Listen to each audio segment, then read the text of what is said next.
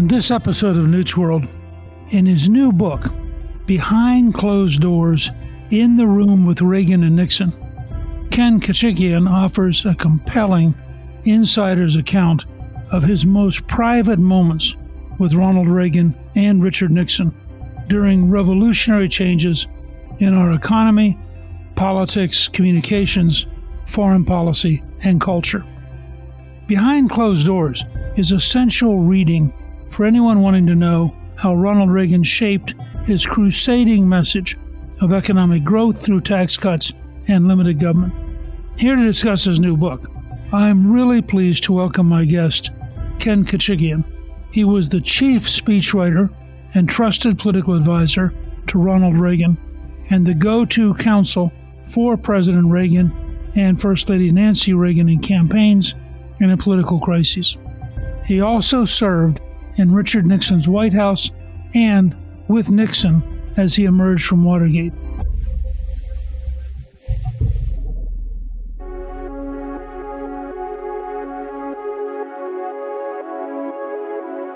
Ken, welcome, and thank you for joining me on Newt's World. Speaker Gingrich, good to be with you, Newt, old friend. I was thinking earlier that we had really interacted over and over again for, it's been maybe 40 years, I guess. Right. How did you first get into politics? Oh, my. You remember something called Boy State, don't you? Yes. That's how I got started and got my mind going. The American Legion sponsored something called Boy State and got me really interested in politics in high school. And then college, ran for office. And I met Nixon when he ran for governor. I cornered him at one of his rallies when I was in college and then got his book, Six Crises. And that's when I met Reagan, too. I was student body president at UCSB and introduced Reagan when he came to campus. I cajoled him to come and speak to campus.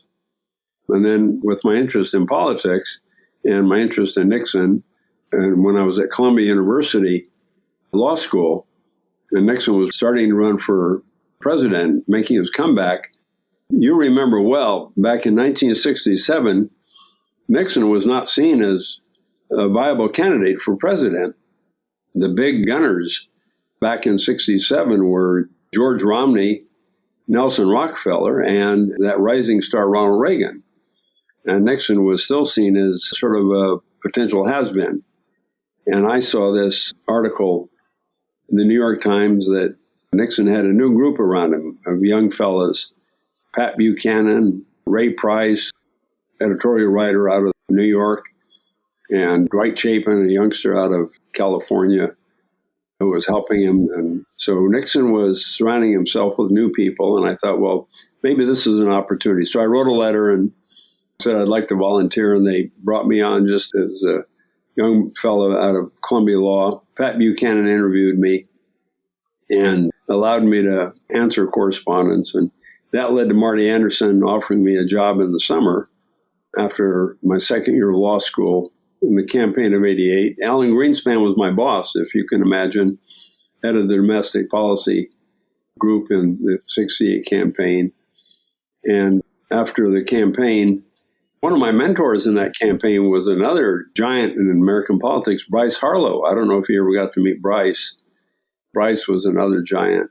And once I finished law school, I came back to Washington and finally got a job in the Nixon White House. So that's how it all started. You get out of Columbia and end up going to Washington. Right. And spent 4.5 years in the Nixon White House and of course, ended up with the disappointment, President Nixon's resignation, which I opposed. I was, I think, the lone holdout amongst all the staff right at the final days of August 50 years ago as a 29-year-old. And I wrote about this as an op-ed a couple of weeks ago in the Wall Street Journal saying that I don't believe he should have resigned and he should have forced the hand of our Republican friends in Congress and the Democrats to at least take our case to the Congress and force a trial in the Senate and at least give us an opportunity for the president to stand his ground. And of course, Newt, if we knew then what we know now of the chicanery and the unethical conduct of Judge Sirica and the special prosecutors. And if we had at least a modicum of support from a conservative press that we might have had then, we could have made our case and he could have continued his presidency. Before we get to Watergate, he barely wins election in 68 and then comes back and wins the largest popular vote margin in modern times. What was it like to work for Nixon and to be in the Nixon White House during that pre-Watergate period? It wasn't fun all the time. I mean, it was a high adventure, of course. I was a young man, but we were facing headwinds the entire time. If you have to look at it, when he entered the presidency, he had three massive headwinds. He had inherited the Vietnam War from not just Lyndon Johnson, but Jack Kennedy. We have to remember that Jack Kennedy began that adventure with the Eastern elite establishment, defense and state departments. And then Lyndon Johnson escalated it. So when Nixon came in, there were 540,000 troops in Vietnam, 500 men being killed every month with thousands of additional casualties. So he had that headwind going for him. And then with immediately national protests going on, the Democrats who had supported Kennedy and Johnson in this adventure began ducking and running and then leaving Nixon trying to de-escalate and get away from this. Then the other headwind was the fact that you can imagine what the problem was, having served in Congress and as Speaker. He had a Democratic House and Democratic Senate opposing him the entire time of his presidency. So with an adversary Congress in place, it was monumentally difficult for him to pass any legislation. He had Carl Albert as Speaker, Mike Mansfield as a Democrat Majority Leader, and there was a partisan Congress the entire time. So to get Supreme Court appointments and the fact that he got any legislation through was a miracle. The third headwind he had, of course, was an adversarial press. There were only 3 networks at the time, 3 news weeklies, and basically 2 major dailies, the New York Times and the Washington Post, all major negative media outlets. So can you imagine entering the presidency with these massive headwinds against you and still achieving what he achieved, balancing off the Soviet Union against China, opening China, which was a rogue outlaw state in 1969 and 1970 and 71, having major achievements in legislative battles, desegregating the schools in the South, getting Supreme Court appointments through despite opposition, and eventually lowering like the 18-year-old vote, making the draft voluntary, and getting welfare reform through. So imagine, and Newt, you can even lecture me on what it would be like having a Congress being opposed to the president the entire time. In our case, I think we frankly wanted to get stuff done. And so we were able to work with Clinton, and he concluded that his reelection required him to work with us. So we're in a different environment, I think, than you were. But I'm curious, when you think back to that and you think about how really close the 3-way race was in 1968, and then you get to 72, did you think all year that you would, in fact, be able to beat McGovern by the size margin you guys did? Or was that sort of a surprise? I'd say by mid-October, it became pretty clear that McGovern was a hopeless candidate. We had so much going for us and so much going against him. He was such a hapless left-winger, much like, frankly, taking the positions that Kamala Harris is taking today. He was handing out money left and right. He was going to hand out $1,000. He said he would crawl on his knees to Hanoi to get peace, which was such a stupid statement. He was basically a socialist before even Bernie Sanders was a socialist. And he was unapologetic about his left-wing positions. Even as Nixon was trying to solve the war in Vietnam, McGovern was taking the worst of silly positions on the war in Vietnam. And of course, McGovern had, unfortunately for him, made a big mistake in putting Eagleton on his ticket, Tom Eagleton on his ticket. Well, Eagleton had some emotional mental problems that had to get him off the ticket and be replaced with Sergeant Schreiber. In fact, it turned out that it was widely known that Eagleton had these issues before McGovern even put him on the ticket. So I think by mid-October, those of us who were politically involved, and I was deeply involved on the political side of the campaign, we certainly knew it was going to be a massive landslide. You come off of this huge victory, remarkable turnaround from 1968 and 1960. And in fact, a bigger victory than Eisenhower won, and he was a great war hero. And then all of a sudden, it starts to fall apart. When did it begin to be obvious that Watergate was going to be more than just a passing nuisance? Probably when Kennedy managed to get that Senate Select Committee set up. Kennedy was set on getting Nixon and taking him out. And the press, once the inauguration had taken place, they weren't going to let up. The stories were continuing to leak out, and there was no let up. And Kennedy knew that the only way to get momentum going on this was for the Congress to take over and use the subpoena powers to extract more and more information that they couldn't get through just political reporting from the newspapers. People forget it was Kennedy introduced the resolution for the Senate, and they gave it a fancy name, Senate Select Committee on Presidential Campaigns. Then they renamed it the Senate Watergate Committee. But, they never investigated any other presidential campaign other than Nixon's. They didn't investigate McGovern's or Muskie's or anyone else's. So that's when the momentum started to turn seriously, I'd say, in the winter and early spring of 1973. And, of course, you also go through the crisis of getting rid of Spiro Agnew and replacing him with Jerry Ford. Yeah, well, that happened in October of 73. And, of course, the next step was when Elliot Richardson decided to appoint a special prosecutor. And stupidly, he appoints not just any normal special prosecutor, he appoints Archibald Cox, who was the opposition research director for Jack Kennedy's campaign against Richard Nixon in 1960. How much dumber can you get? The odds were building up against us early on. And then Cox, 5 of his top people he brings in were some of the top people in Bobby Kennedy's Justice Department.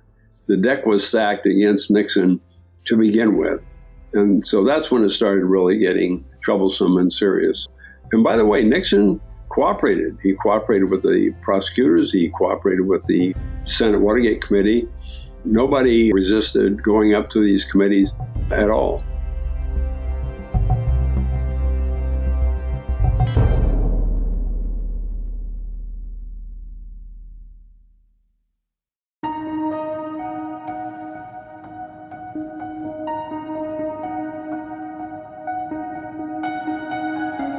What was it like in the White House after Nixon left, and now you have Jerry Ford as the new president?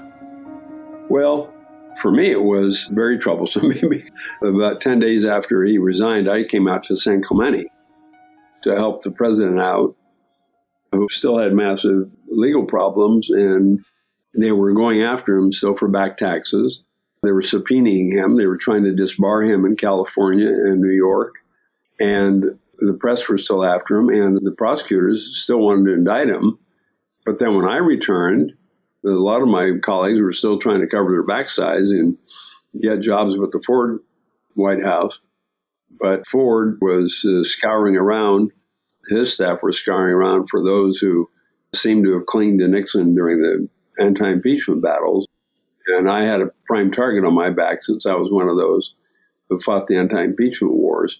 So it wasn't long before I returned from San Clemente that my new boss came and gave me my walking papers and said, look, I'm sorry, we're going to have to let you go. But they did in a nice way. I got another job and transition job before I came out to San Clemente to help President Nixon. Then you end up in San Clemente. Nixon had to be in enormous pain. He had to have been depressed. And yet, within a few years, he starts to turn the whole thing around. What was that like to be there with him coming from the largest popular victory to being out of office in a 2-year period? I try to tell people, and I describe this in the book, he was down in the sense that he had lost everything that he had worked so hard for. but mainly because he had to work his way back. He was not depressed in the sense that you would think he would be. In my first meetings with him, I was probably more down than he was. I was 29 years old. I thought my life was gone. In our first meetings, he said, Ken, you can't look back. We've got to look forward. You can't get down. We've got to move on. We've got to move forward. We've got to move on. So he wanted to focus on the future and not look back. He didn't relive Watergate. He didn't try to relitigate the past. I won't say that he never talked about it. It bothered him that he made some bad decisions along the way. That's not the question. But the point is, and this is a real lesson in life for anyone listening to this, is that Nixon had a very forward-looking attitude from the time he got to San Clemente to remake his life. Part of it was financial, but part of it was that he felt like he was still young enough, he could make a difference. And, of course, he did make a difference. You know, he wrote 9 best-selling books. He ended up traveling the world. He ended up, of course, advising Reagan. Once I joined the Reagan campaign, he ended up using me as a conduit to advise Ronald Reagan. He later on advised Bill Clinton. I'm sure he advised you when you were Speaker. This is a person who had enormous resiliency, and that's a big lesson in life. You know, he also had an extraordinary work ethic. That was amazing. He'd come in very early in the morning, and first thing I showed up, I'd get buzzed, and I'd, come in, and I'd have to brief him on all the political, whatever, even though we were writing the memoirs or getting prepared for the David Frost interviews, whatever it was, I'd be buzzed in to make sure he got briefed on all the political happenings of the day. And we were going through the 1976 campaign where Reagan was challenging Ford, so he wanted to know everything that was going on. And I was his chief political counsel during those days to advise him on what was happening. He'd work very hard, then he'd go out and play a quick round of golf, and then at night he'd have dinner, and then after dinner he'd go into his study, and he'd work late into the night, thinking, reading, making notes, and then boom, back the next morning he was at work again, and he'd work on the weekends. I worked on Saturdays all during that time. I worked at least a half a day on Saturdays, and he was in every weekend working. Amazing work ethic. Now, you say in your book that the conversations with Nixon and San Clemente, I'm quoting you now, would prove indispensable to the success of your relationship with Ronald Reagan. Why was that? What's the bridge from sitting there in San Clemente to working with Reagan? Well, it's the education I received. The way he would counsel Reagan remotely, even though he couldn't do it in person, he would look at the mistakes he was making or look at the mistakes Ford was making later in the 76 campaign against Jimmy Carter. And he would point out to me what amateur mistakes he was making or how they could communicate better. When Nixon would have conversations about politics, he would reach back into history, talking about something that maybe Tom Dewey was doing in 48. And he would spin a story, but when he'd spin a story, it'd be about some piece of wisdom that they would pass along during Nixon's career. And I would store that in my head, and either it'd be a piece of strategy or some art of communication. And another thing he did was he would make observations about how Reagan communicated, how Reagan used illustrations, or how Reagan noticed things. He observed how Reagan would see things and how Reagan would vividly describe things in his communications. I sort of just cataloged all these, and then when I joined up with Reagan, I had all that stored in my head, this extraordinary background. And so as I describe it to people, that by the time I got my PhD in the University of Reagan, it was because I had a master's and bachelor's at the College of Richard Nixon. Where was Nixon in the Ford-Reagan primary fight in 76? He was bifurcated. If I had to say, mainly he wanted it to be a spirited contest. He didn't want it to be a runaway. He just enjoyed watching the back and forth every day to have something to talk about. The other thing that I think is important to remember is that the Ford people, and not necessarily President Ford himself, the Ford people were not treating him very well. There were ways in which Ford's staff were passing along through our staff back in San Clemente discourtesies that were not proper for any former president. And I think that's because they probably thought the pardon was harming. On the one hand, they thought maybe the pardon was harming Ford. But on the other hand, it's because they got struck by the power. All of a sudden, they were injected by the elixir of power, that the mantle that they took on. And that's one of the ultimate sins in Washington is what happens with people who come from a lower place in politics, and all of a sudden they get into the Oval Office or have access to the Oval Office like a lot of Ford's people did. They came from the House of Representatives, and then they get to the vice presidency. Next thing you know, they're sitting next to the president, and wow, in 18 months, they've come from staff positions in the House. They have access to signal corps lines in the White House, and they're flying on Air Force One and on Marine One, and they're hot shots, and now they can call to San Clemente and treat us shabbily. And that was bothering Nixon a lot. So to some extent, he was troubled by some of that. And so because of that, I think he liked the idea of Reagan keeping it competitive and making sure that the Ford people kept on their toes. Let's put it that way.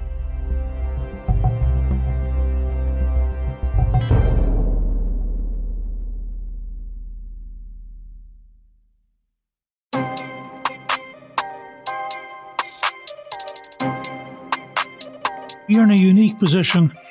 The two dominant Republicans from 1960, I would argue till the rise of Trump, are Nixon and Reagan. And you worked with both of them. What was Reagan like to work with in contrast with Nixon? Nixon was much more aggressively involved in the political conversation of what was going on around him politically.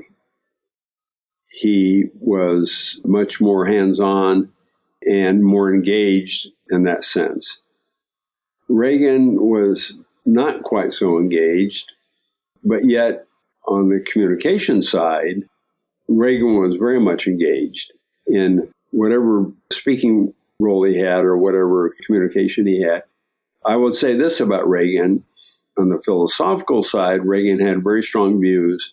He had very, very, very deep and strong views about his economic views, about his philosophical views, about the role of government, about what he wanted to achieve, about how he wanted to restrain its growth, about the free enterprise system. Those were shaped very strongly, partly during his time heading the union, SAG, but mostly on his time representing General Electric, traveling the country, talking to people and seeing the effects of the corrosiveness of big government and speaking on behalf of General Electric. Well, I've always had this sense of Nixon as a little more introverted, sort of the guy who would sit in the corner reading and writing. And Reagan is more of an extrovert. Was that your experience? It's just the opposite, I have to say.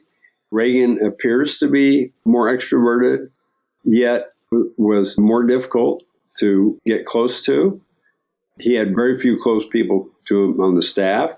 He had a lot of people on the staff that were in meetings with him all the time, but probably rarely knew who they were or what their names were. He could converse, but he would be uncomfortable, and you could sense his discomfort because he would start telling stories or telling jokes. But with Nixon, people thought he was introverted and uncomfortable, but Nixon could start engaging instantly. Once you got him going, he could engage you very easily. And if you start asking him about politics or government or foreign policy, he would engage you instantly. You probably had meetings with him where he was very interested in meeting with you and talking over policy. He was a major strategic advisor in how we became a majority. I first started seeing him in the early 80s. I'd go to New York. Nixon was remarkable. He enjoyed having people around him. He was not a recluse at all. You end up being deeply involved in Reagan's first inaugural, which I was at, and which was a remarkable speech at a key turning point in American history. What was that like to work on an inaugural address? It was frightening. If somebody assigned you to write the inaugural address and you say, what do I do now? I'd written a lot of speeches in the campaign, but you look at all the inaugural addresses written and you start reading all the previous inaugural addresses like Lincoln's and some of the great ones. And you try not to be overwhelmed. I asked my colleagues for help. I got examples, writing from several of them. But I sat with Reagan, and our first meeting, he had so much other things on his mind. But then after a couple of meetings, he had some ideas. He wanted a draft to work with. And I think he wanted to do most of the speech himself. So it really ended up as a collaboration. I played more of a minor role at the end of the day, because once he had a draft that he could work with, some language and rhetoric, and then he had a plane ride back from Washington where he had some downtime of his own, and he said he could work on it by himself. So then he took my draft and he edited a good part of it. It was daunting, to say the least, to try to come up with prose that would not change the world, but to try to get things across. The main thing at the very end was to give some concept of a new beginning, that change was on its way, and to give people a sense, especially a sense that after this years of dreariness of Jimmy Carter, and of course, that's where you came from, whence you came, the dreariness of those years, he was certainly a hapless president in every respect. I call him the accidental president. At the inaugural, we wanted to leave the message that this was really something new, that people would get some sense of uplift, that this was, after all these years of inflation and high interest rates, America with the hostages in Iran and with our defense, we had planes that couldn't fly, there was no spare parts, our Navy was way down, America was disrespected across the world, and now America would be coming back. And that's the message we wanted to leave. And one of freedom, prosperity, and hope, and that there was going to be something new coming. The other speech you worked on that was very emotional to me personally was after Reagan had been shot. I still remember it's a remarkable moment when he walks into the joint session and the place goes crazy because he really could have died, and here he was, and then his recovery was pretty rapid, and you had this sense of a heroic figure. That's a very unique speech. What was it like to work on that? Candidly, the intention was to exploit the opportunity. We knew that there'd be a lot of sympathy following his recovery. We wanted to exploit the opportunity because we want to pass the Economic Recovery Act. Tip O'Neill was an aggressive antagonist to Ronald Reagan on policy matters. And he did not want that economic package to pass at all. So we need to roll Tip O'Neill very badly. And so that speech was intended to move the Congress. And so we had to come up with some language to ensure that we use that opportunity of all the sympathy to Reagan. Plus, we had to make sure that the rhetoric was strong enough to say, listen, we are at a turning point in America where we've got to change. We have this opportunity now. We may never have this opportunity again to change how our economic system works. We've got to get control of our government. And one way is to get control of our budget and to lower our taxes to get our economy moving again. And this was the opportunity to do it. Not just to do it by taking advantage of the sympathy, but we thought, let's have a little bit of humor to lighten everybody up, including that dour-faced Tip O'Neill sitting behind Reagan in the background. And that's where I came up with that letter from this young boy from New York and had everybody laughing at the front end of it. So I think it turned out to be a pretty stirring evening. No, it was remarkable. I still remember how powerful it was, how emotional it was for all of us. When we got the Blue Dogs, we won the Blue Dogs. One of the amazing things that Bob Michel achieved as the Republican minority leader was he was able to work with conservative and moderate Democrats and roll Tip O'Neill again and again on some very big issues The biggest, of course, being the tax cuts. But we had to get about a third of the Democrats to come with us to make sure we could pass things. And it was a huge effort. And without Reagan's charisma and his ability to reach the American people, we couldn't have done it. You know, Ken, I want to thank you for joining me.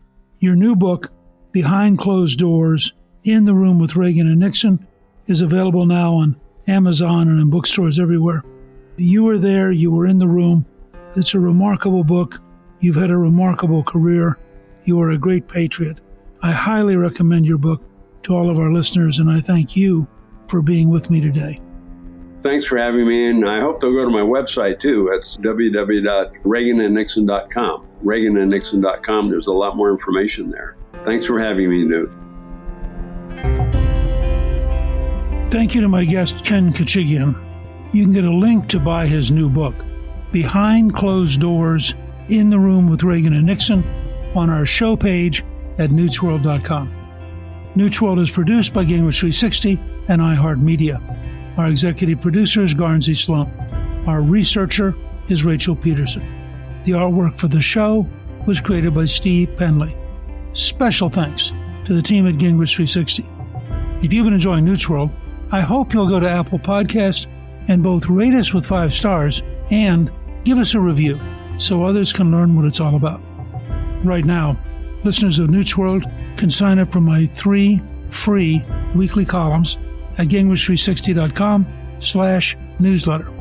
I'm Newt Gingrich. This is Newt's World.